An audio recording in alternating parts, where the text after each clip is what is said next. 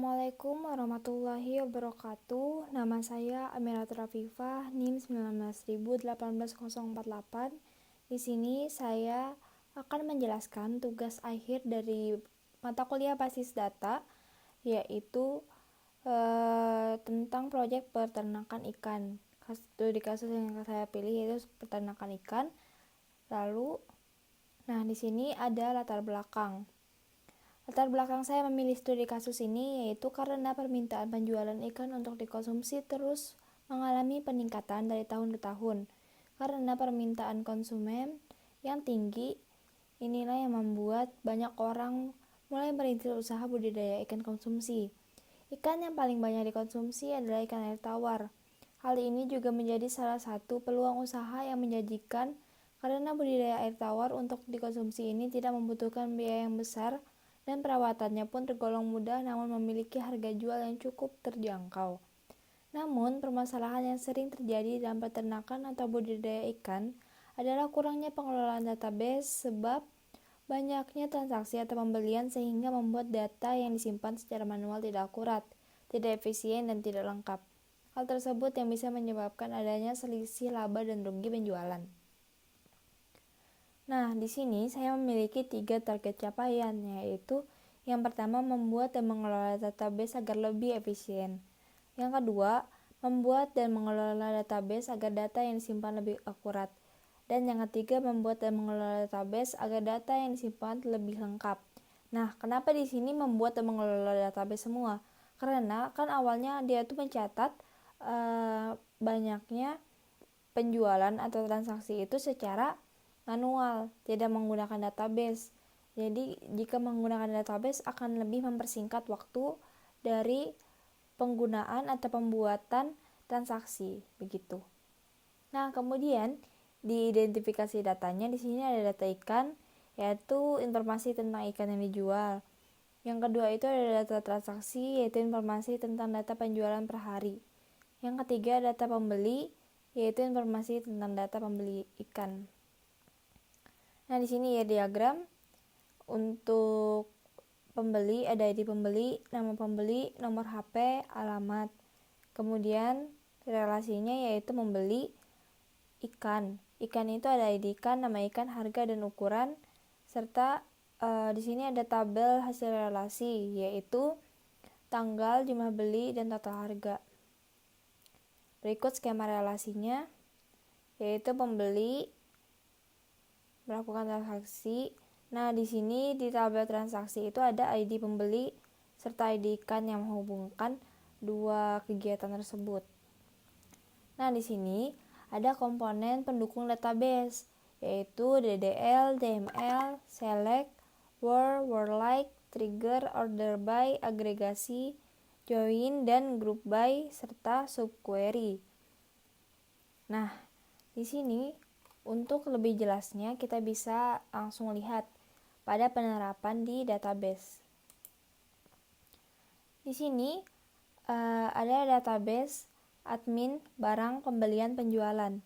Untuk admin ini itu berisi data username dan password dari admin yang bisa mengubah dari data-data misalnya barang yang kita jual ini kan ikan. Nah, di sini hanya admin yang memiliki username dan password yang sudah terdaftar di database yang bisa masuk ke dalam halaman admin. Kemudian di barang, di sini ada beberapa jenis ikan yang ada juga kode, nama, stok, ukuran, harga. Kemudian di sini ada pembelian. Pembelian itu yang dari user. Misalnya user itu mengorder bisa lewat website. Nah, di sini ada tercatat. Serta di sini penjualan. Ya, ada ID jual, kode barang, jumlah barang, dan total. Nah, di sini bisa diakses oleh admin. Nah, di sini bagusnya dari database ini yaitu tidak hanya misalnya dari adminnya doang yang bisa mencatat pembelian, tetapi juga terlihat di user bahwa dia bisa membeli misalnya satu barang, dia bisa melihat nih di pembelian bahwa ada barang yang dia beli dari waktu, ID beli, kode barang, jumlah barang, dan total. Begitu juga misalnya dia membeli offline, nah admin kan mencatat juga, jadi bisa dicatat juga waktu, ID, kode barang, jumlah barang, dan total. Kemudian untuk komponen-komponen itu yang pertama itu ada, kalau kita di MySQL itu ada create database. Di sini kita nge-create misalnya ternak ikan. Kemudian create table. Di sini ada beberapa perintah, misalnya kita udah bikin nih database-nya peternakan ikan. Kemudian kita nge-create table pembeli. Nah, di sini isinya di sini kan entitasnya pembeli. Kemudian atributnya ID pembeli, nomor HP, varchar, alamat. Begitu seterusnya sampai misalnya sudah habis. Dan kita bisa show dari tabel yang kita buat di sini dengan perintah des pembeli. Kita ngedes semua, terus kita bisa nih lihat, oh ini data yang udah kita buat. Bisa dilihat juga misalnya di sini primary key. Di sini juga bisa lihat bahwa ukuran itu 0 misalnya gitu. Kemudian ada alter. Nah, alter ini ada perintahnya alter tabel, nomor HP, varchar. Misalnya ini kan error, salah berarti. Di sini kita ulang lagi alter tabel. Nah, kita bisa melihat gimana penggabungan dari alternya, penggunaan dari alternya. Nah, di sini bisa lihat pembeli, ada nomor HP, nomor varchar gitu. Kemudian masuk ke DML. Itu ada insert. Kita memasukkan data di DML ini. Di sini misalnya memasukkan nama pembeli ini siapa-siapa saja. Ini contohnya misalnya ada masukkan ID pembeli, nama pembeli, nomor HP, alamat, langsung di sini. Ini cara manualnya ya, untuk misalnya MySQL yang kita masih belum ada websitenya. Di sini juga perintah select, lihat ukuran harga. Kemudian update. Nah, di website kan ada perintah tuh, ada opsi misalnya di admin, itu tuh ada update data atau edit data. Nah, di sini juga di SQL kita belajar pertama itu di SQL bahwa kita tuh bisa nge-update, misalnya nih update ukuran, set ukuran 5, berarti di ikan gurame. Awalnya misalnya guramenya itu 1, bisa berubah menjadi 5. Coba kita lihat sebelumnya ya. Ikan gurame tuh bisa diubah menjadi 5 gitu. Kemudian ngedelete, misalnya ID pembeli P01 itu mau di-delete. Kita bisa lihat di sini lagi bahwa ada ID P01 atas nama Yoga kan. Nah, di dalam perintah delete itu bisa dihapus langsung jadi P02 345. Kemudian perintah select. Select ini bisa menampilkan apa aja sih? Untuk umumnya misalnya select from pembeli. Kita bisa menampilkan data yang ingin kita lihat itu hanya dari entitas pembeli, seperti itu. Nah, di sini misalnya select from ikan. Kita bisa melihat data ikan itu apa aja. Kemudian di where kita bisa melihat kita select dulu pembeli, alamat, kemudian tabel utamanya pembeli. Nah, ini lebih spesifik, misalnya di tabel pembeli itu kita mau melihat apa, yang misalnya spesifiknya alamatnya di Sleman. Nah, di Sleman ini akan ditampilkan, oh ini aja datanya misalnya yang di Sleman. Misalnya nanti ada P3, P4, misalnya Sleman juga akan ditampilkan seperti itu. Nah, untuk word like ini select misalnya atribut apa yang dimauin, kemudian tabel atau entitas utamanya. Untuk nama pembeli misalnya dari huruf A. Nah, kalau word like ini lebih spesifik dari word. Misalnya kita juga bisa melihat ikan apa aja sih yang harganya Rp500 per ekornya gitu. Ini bisa juga misalnya 500% gitu. Nanti bisa nih muncul semua yang harganya 500 seperti itu. Nah, order by itu select dulu nama pembeli misalnya, lalu entitas utamanya dan nama pembeli. Nah, di sini nanti dia akan menampilkan suatu data dari perintah yang sudah kita select, dan dia akan mengorder cuma namanya aja ini yang disuruh, berarti dia akan mengorder bahwa nama yang akan diperlihatkan gitu. Kemudian fungsi agregasi. Nah, fungsi agregasi ini seperti fungsi matematis di dalam SQL. Di sini misalnya kita count, itu berarti jumlah dari pembeli itu ada 5 pembeli misalnya begitu.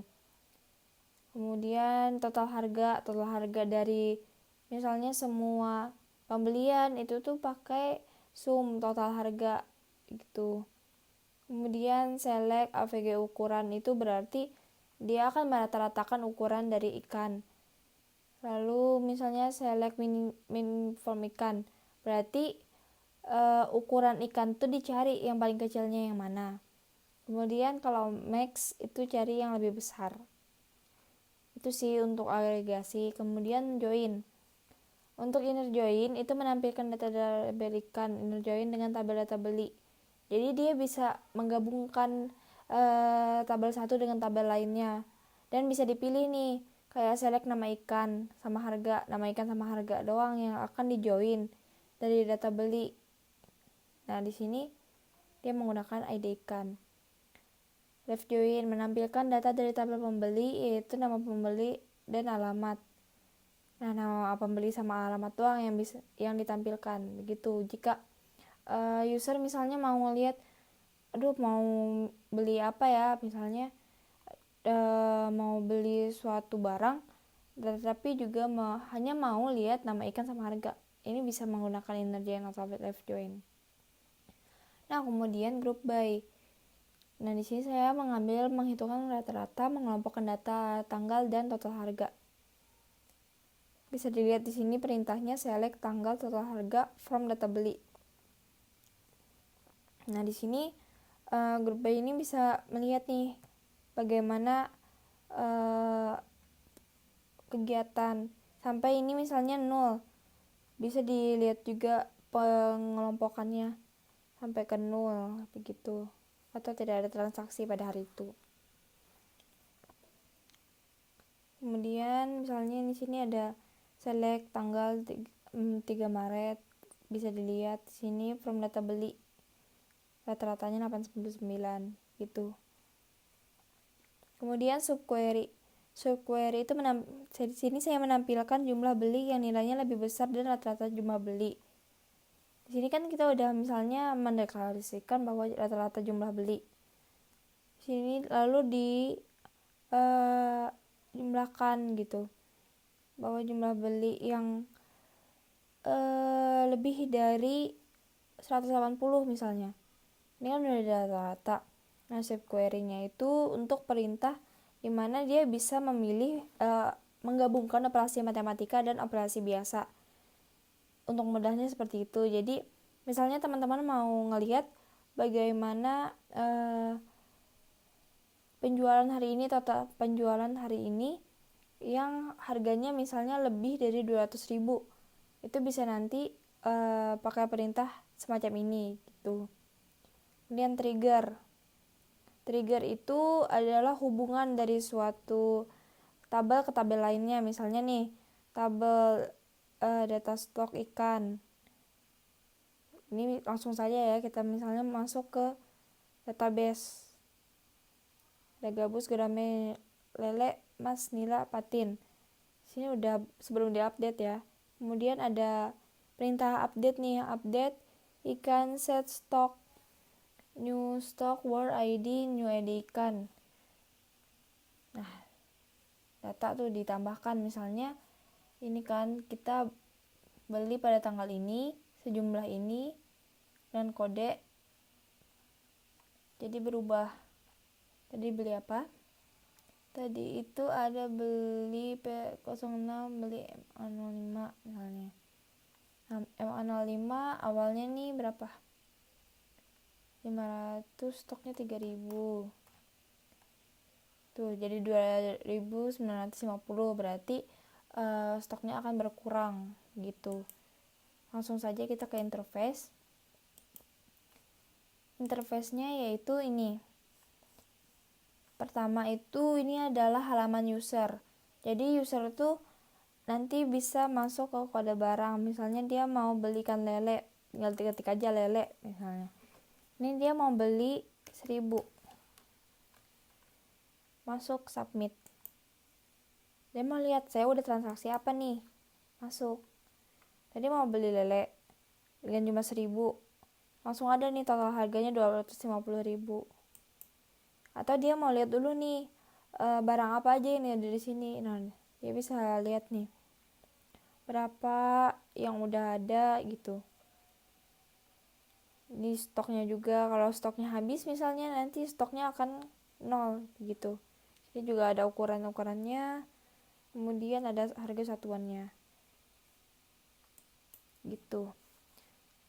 Kalau mau masuk ke admin, nah admin itu di sini kan tadi sudah dijelaskan di depan, yaitu di dalam database itu ada admin untuk mencatat username dan password. Jadi tidak semua user atau pengguna itu bisa masuk ke dalam halaman ini jika tidak tercatat sebelumnya. Kemudian login. Di sini ada profil adminnya.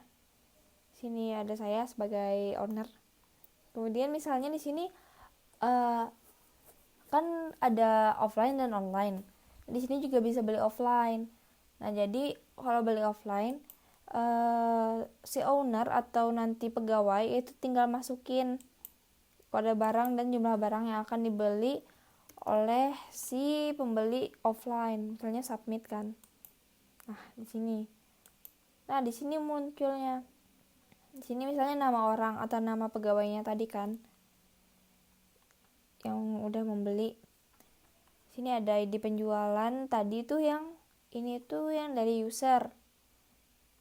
Dia tadi kan beli lele sebanyak 1.000 ekor misalnya kan. Udah 250.000 tercatat di sini. Nah, di sini juga tercatat bahwa tadi itu beli gurame misalnya beli 500, 250.000. Jadi untuk online dan offline-nya tuh bisa di dalam satu website, di dalam satu database, tetapi di dalam data yang terpisah. Nah, di sini juga admin itu mempunyai akses, yaitu data barang. Cek. Jadi di sini itu di saat kita klik barang, nah ini tuh ada misalnya nanti nama orang atau nama ownernya. Di sini ada daftar barang yang bisa kita tambah, update dan delete. Misalnya kita mau nama barang,